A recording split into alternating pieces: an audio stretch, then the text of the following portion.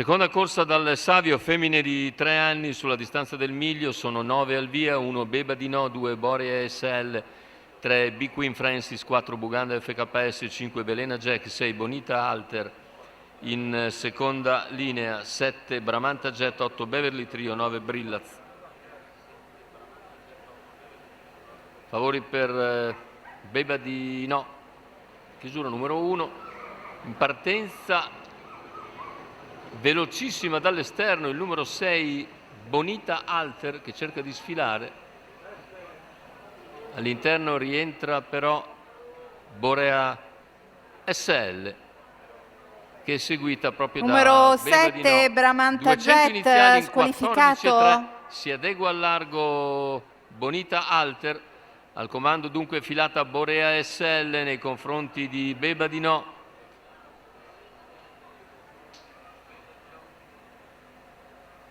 Cavallo il completamento dei 400 in 29,2.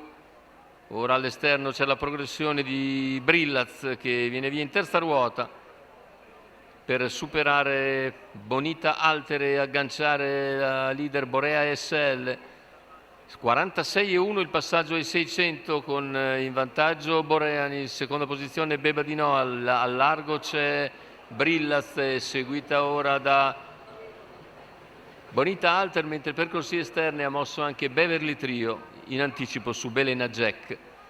Cavalli che hanno completato in 1, 1 e 4 gli 800, andatura quindi abbastanza sostenuta per la categoria. In vantaggio è sempre Borea RL nei confronti di Beba di No, chilometro che scorre via in 1,17,8 all'esterno. Intanto la rottura numero di 8 Beverly Trio squalificato.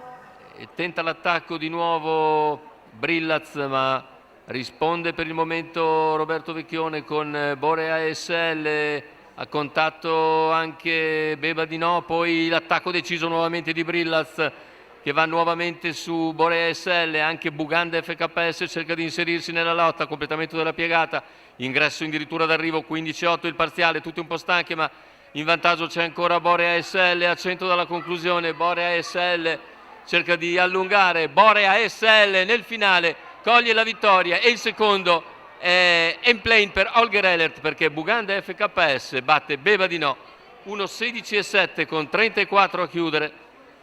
La vittoria per Roberto Vecchione con Borea SL, 6,78 la quota al totalizzatore, Holger Ehlert al training, prima e seconda perché Buganda sul palo stampa Beba di No. Andiamo a rivedere per confermare quest'ordine d'arrivo che dovrebbe essere 2-4-1.